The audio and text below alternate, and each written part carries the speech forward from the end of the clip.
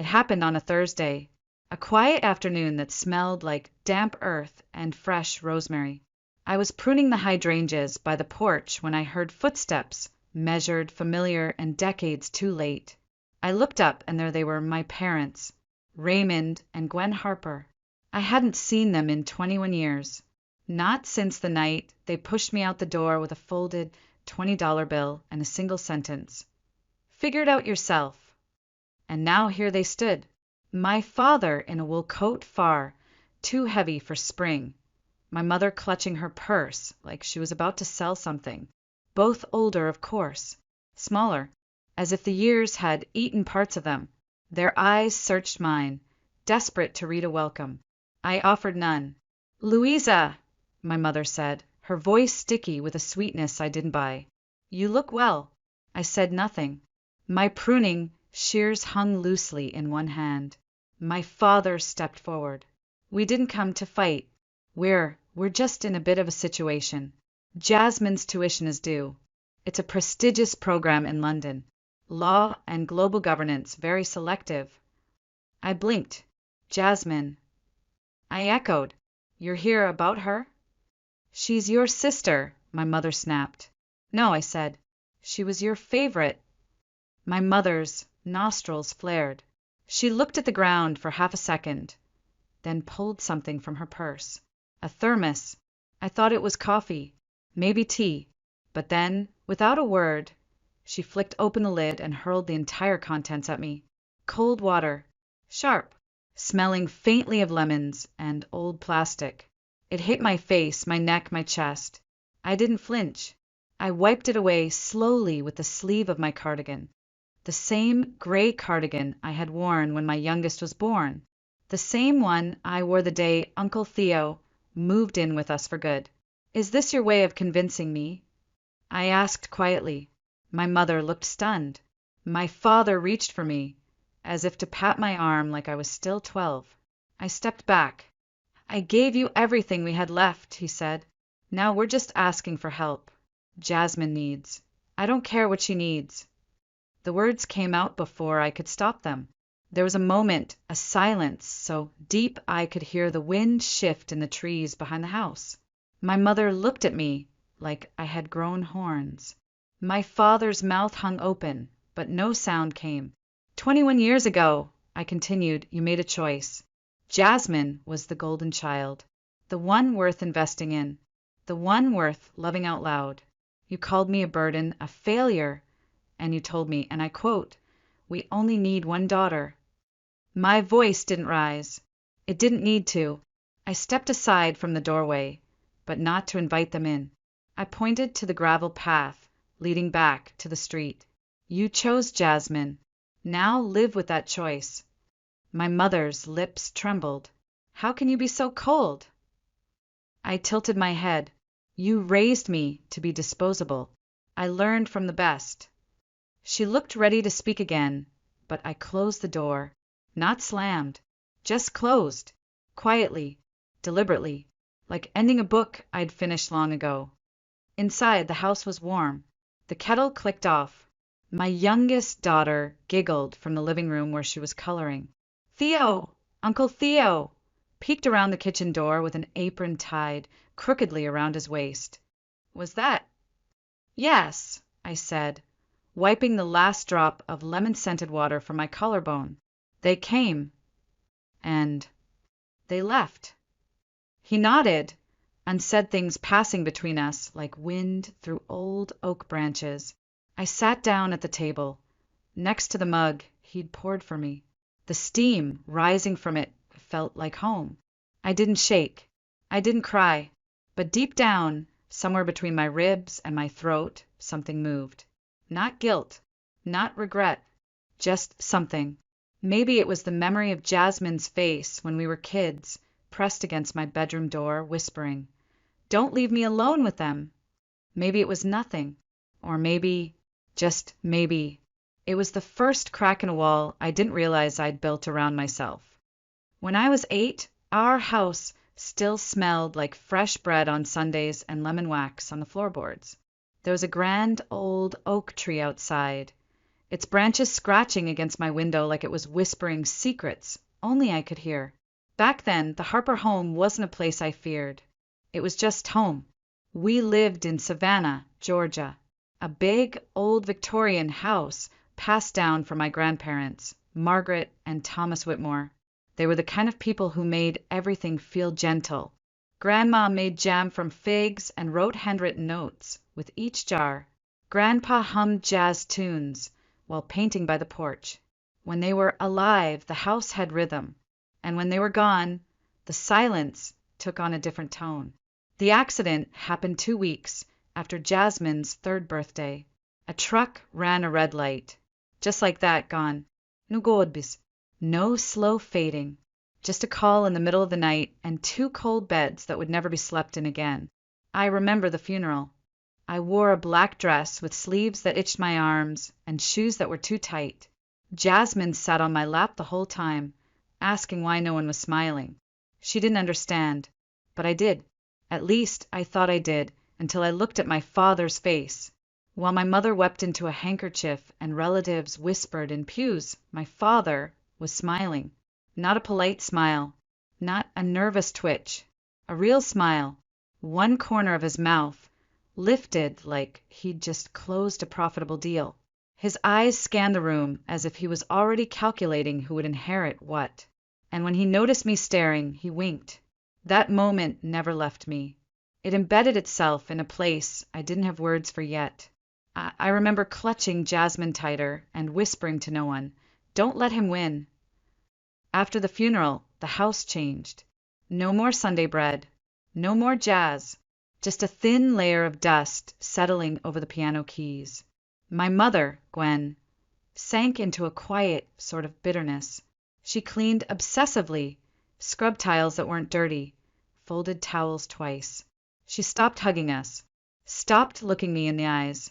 Meanwhile, my father took over everything. The finances, the kitchen schedule, the way we breathed. And Uncle Theo, our gentle, pale-skinned uncle with soft hands and a lingering cough, became his favorite target. Theo was my mother's younger brother. He had lived with us as long as I could remember. Frail from birth, never able to hold a full-time job, but he did odd things, freelance drawing, restoring old books, caring for Grandpa's garden. He moved quietly through the house like a shadow with warm eyes. When Grandpa was alive, my father never dared raise his voice at Theo. But now he unleashed it all.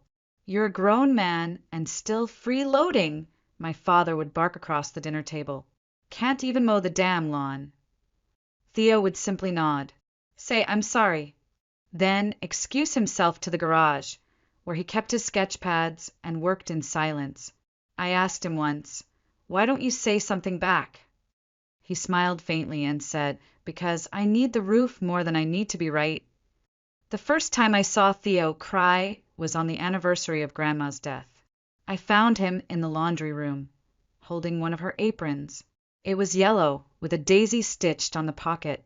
He looked up, embarrassed, and wiped his face quickly. "I miss her too," I whispered. He pulled me into his arms. "She would have been so proud of you, Louisa, of your kindness."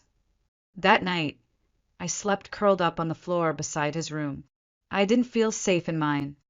In those years, Jasmine was too young to understand much, but she was observant. She clung to me like a vine to a tree, following me everywhere, even when our parents weren't looking. She chose me, always me, until one day she didn't. It began subtly. "You know Jasmine's so clever," my mother would say, sipping her tea. "She reads so quickly. She must get it from me." My father chimed in louder. "No, she gets it from my side." My brother was a surgeon. "Not your daughter," I muttered once. "Your investment." They didn't hear me, or pretended not to. That's how it started. The measuring, the comparisons, the way Jasmine's drawings were hung on the fridge while mine disappeared. The way I was called responsible when I babysat but never bright.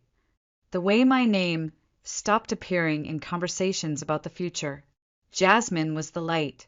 I was the shadow she left behind. The shift in our family was like a slow rot. You don't see it at first. Then one day, the floor caves in. I just didn't know then how far it would fall. At 12, I started keeping count. How many times I washed dishes without being thanked. How many times Jasmine was called gifted in a single week. How many meals I skipped because I forgot to vacuum the stairs. By 13, I'd learned that silence was safer than protest. By 14, I could predict my father's mood from the sound of his footsteps in the hallway. Jasmine took her IQ test at 6.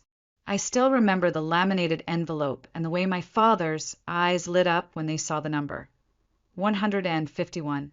That's my DNA, he boomed, as if he'd just cloned Einstein. My mother clapped her hands. She's a miracle. They cheered. And just like that, the world I lived in vanished.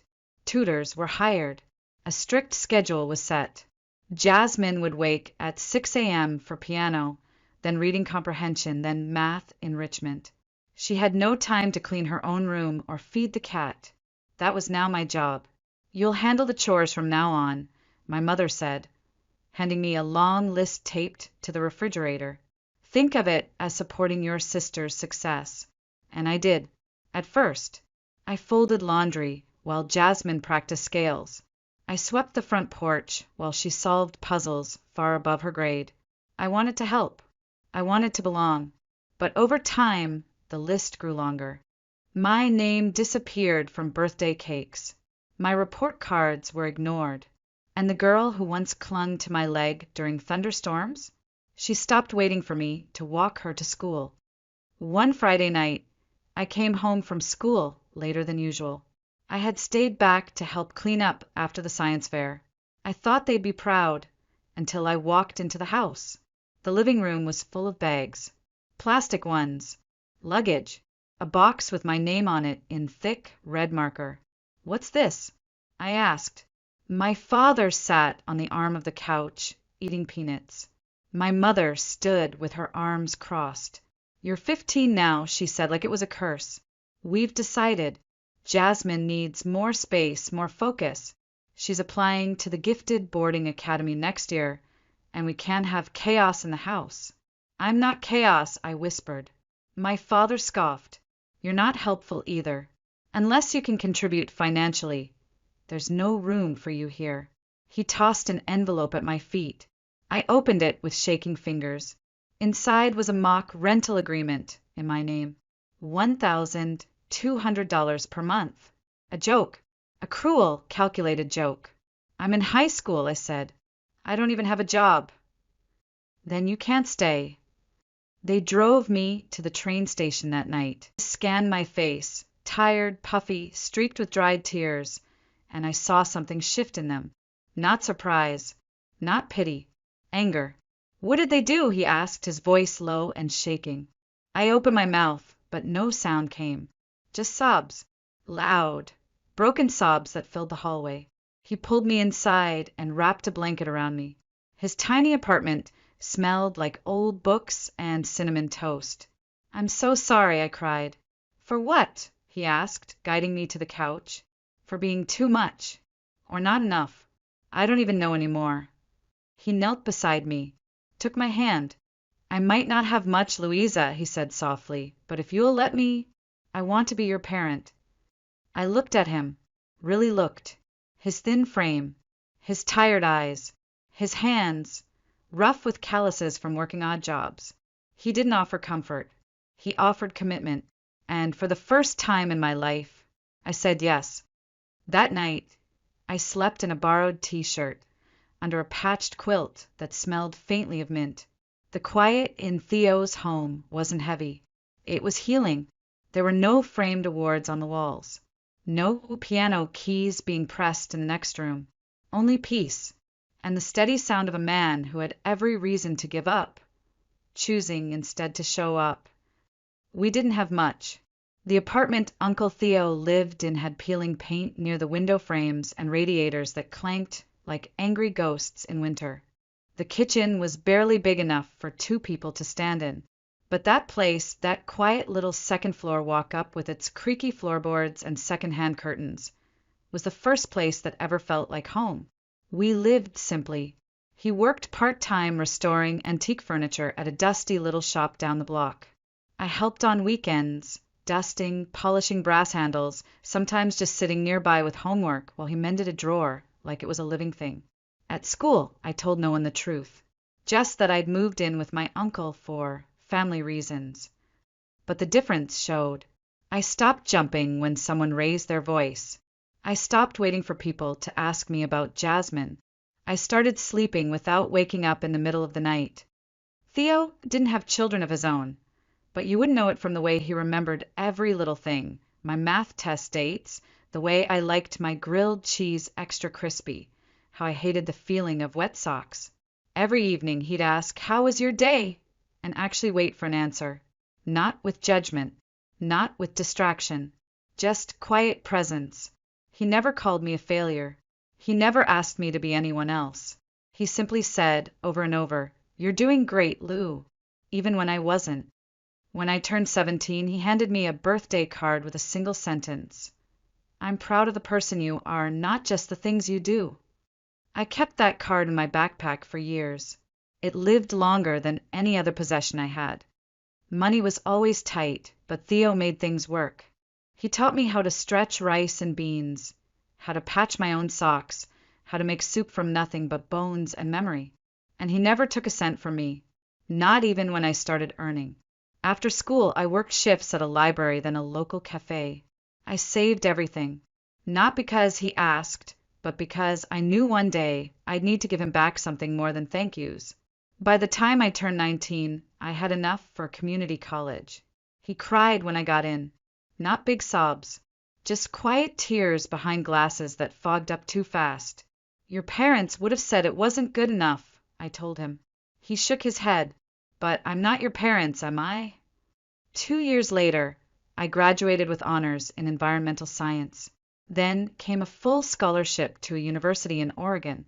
Theo came to the ceremony in an old brown suit and borrowed shoes. He clapped the loudest. We took a photo, just the two of us, me in cap and gown, him holding a paper cup of juice and smiling like the sun had cracked open just for us. It's the only graduation picture I keep framed. Life moved. I moved with it. I got a job at a conservation center in the Pacific Northwest, working with reforestation projects and urban wildlife teams. It wasn't glamorous, but it mattered, and it was mine. I married a man who didn't ask me to shrink. We had 2 children, both curious and kind, and Theo became Grandpa Theo without hesitation.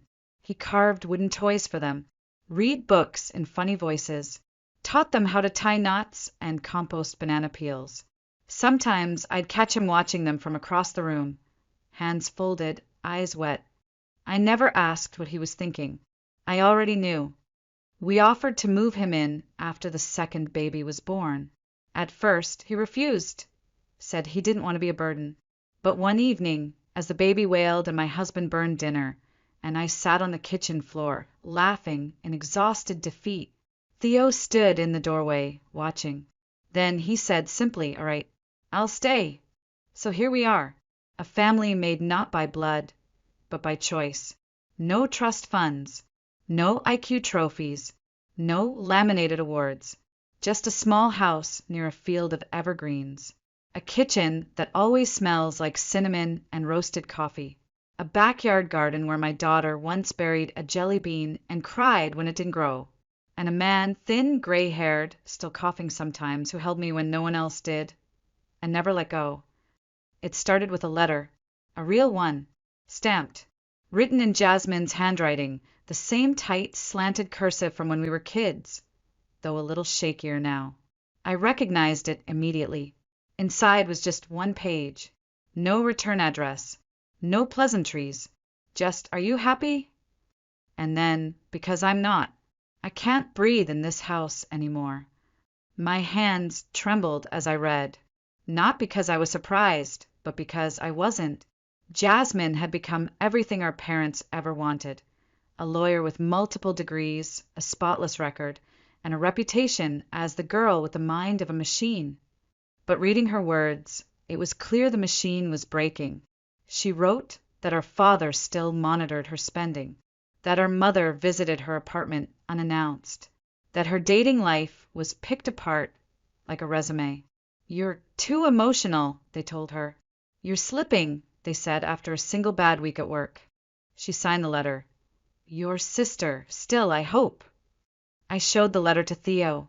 He read it in silence, then nodded slowly. "I knew they'd crush her," he said. "They always crush what they try to own." We wrote back in secret. We arranged to meet her one Sunday afternoon at a bookstore outside Savannah, neutral ground. She wore a blazer and sunglasses, looked thinner than I remembered. Still beautiful, still sharp, but something in her shoulders had folded. When she saw me, she dropped the mask, hugged me like she was 7 again, hiding behind my back from thunder. "I've been watching your life," she said softly. "Online mostly. Quietly. You look real. I want that. Not the titles.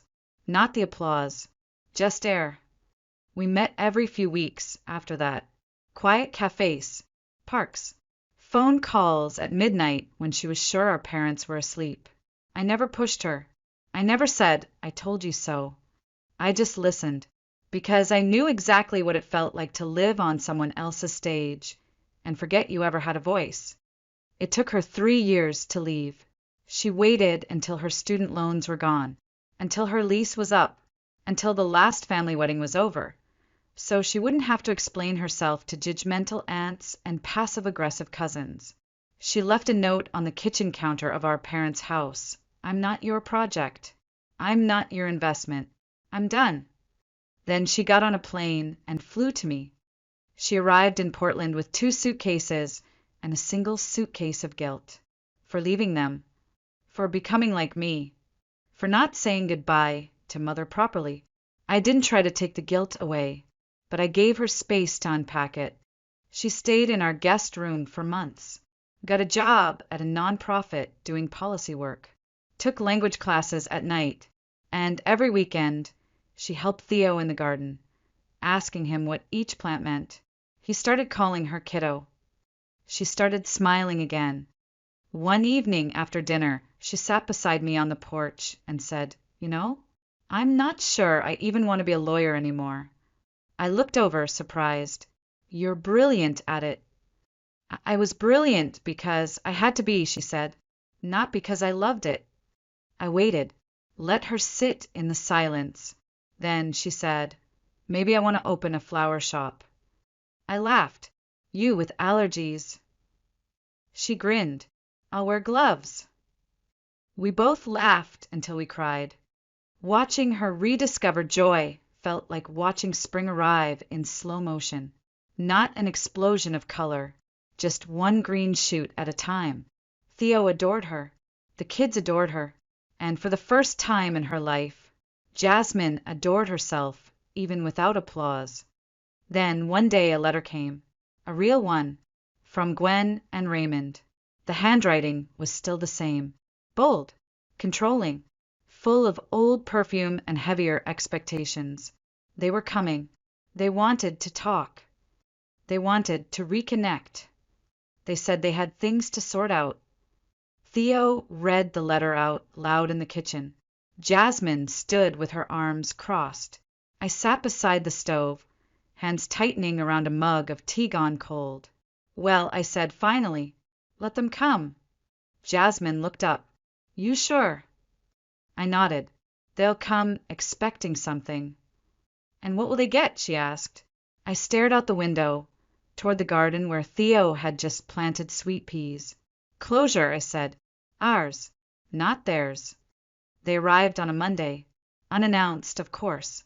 I was on the porch, helping Theo untangle garden wire, when I saw them coming up the path, slow, deliberate steps like they still believed the world owed them space. Raymond looked thinner than I remembered. His shoulders sloped. His hairline had surrendered long ago. Gwen wore a beige coat with buttons done all the way up, even though it was warm out.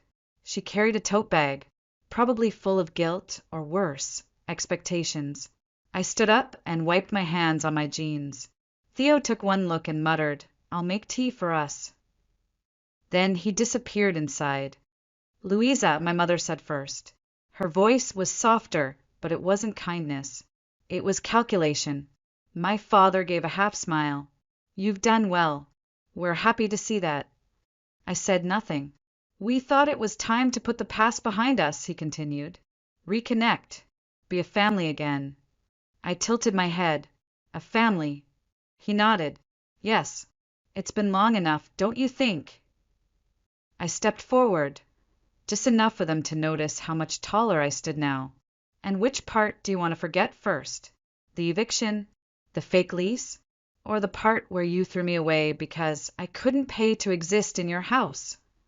Raymond's smile faltered. Gwen cleared her throat. Jasmine is gone. My heart didn't skip. I knew what they meant. She left us, Gwen added, voice sharpening. She says she's living here with you. Is that true? She's here, I said evenly. She's safe. You brainwashed her, my father snapped. No, I replied. You broke her. I just showed her how to breathe. There was a pause, the kind that grows teeth. Then Gwen spoke again. We've had some setbacks. Financial. The company's gone under. The house sold. And Jasmine's not answering. And I asked. Raymond looked directly at me, like this was some boardroom negotiation. We need help. I blinked. Help. Yes. We're your parents. No, I said. You're strangers. Strangers who share my blood, but none of my history. My mother scoffed. We raised you until 15. I laughed sharp dry. You tolerated me until Jasmine's IQ test. After that, I was just extra weight. Raymond stepped forward. Don't be so dramatic.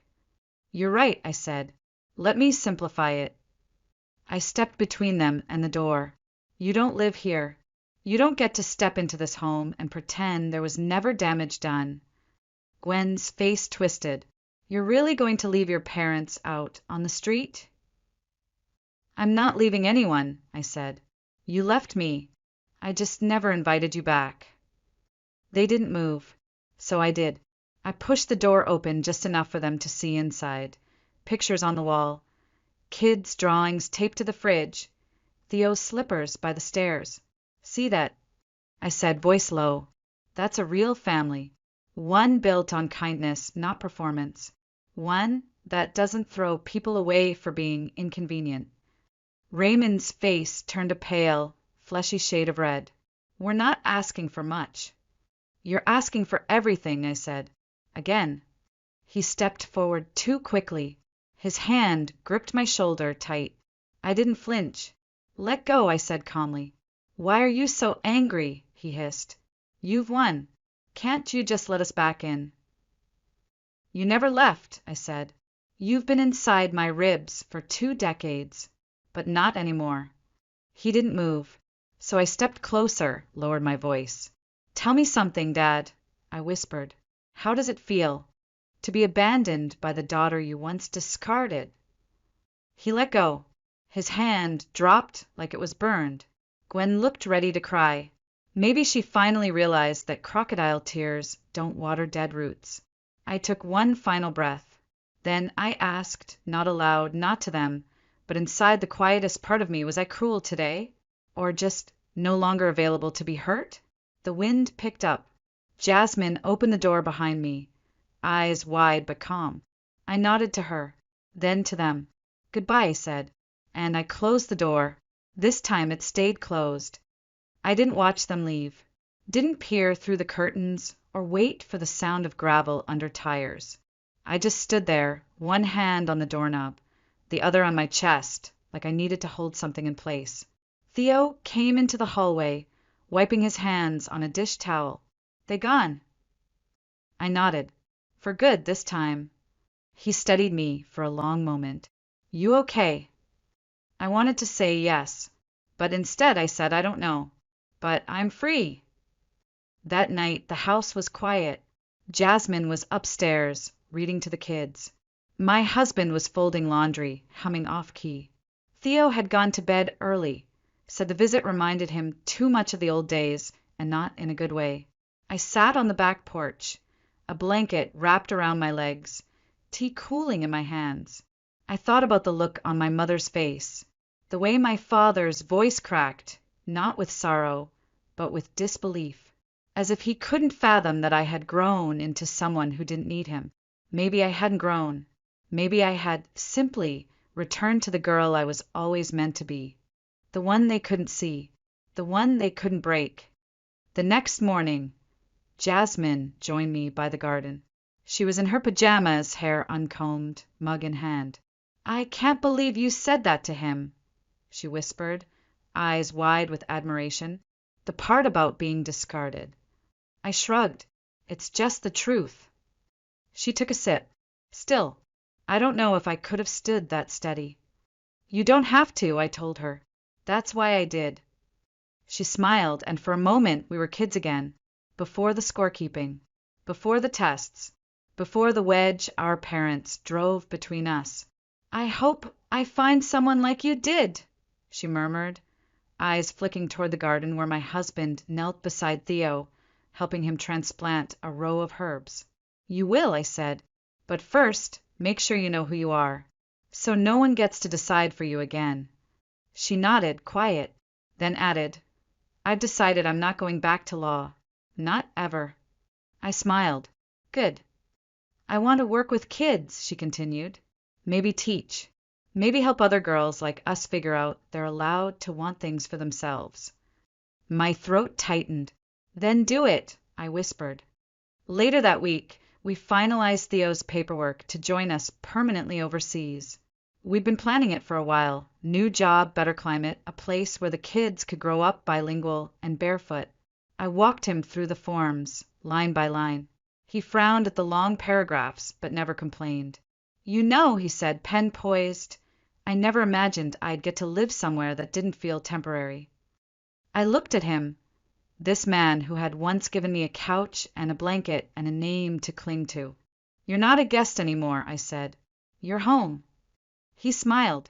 "You always did have a way of making small spaces feel big." I touched his hand. "That's because you did it first." On our last day before the move, I visited the old neighborhood one final time. Not to say goodbye, just to remember. The bakery where I used to press my nose to the glass. The cracked sidewalk I once tripped on while racing Jasmine home. The apartment Theo carried me into, shivering and 17, thinking I had nowhere left to go. Turns out that was the beginning, not the end. I left no forwarding address for my parents. Didn't leave a note. Didn't look back. They had taught me how to survive without love. But Theo taught me something better, how to thrive with it. Some nights I still ask myself, was I wrong to shut them out? Was I cruel, ungrateful, cold? And then I look at my children, at my sister, planting seeds she'll finally let grow, at Theo dancing awkwardly to jazz in the kitchen while holding a grandchild in one arm and a whisk in the other. And I know I made the right choice. They threw water at me and called it discipline. I built a home and called it peace. They gave me nothing. I gave myself everything. And maybe, just maybe, that's the sweetest revenge of all.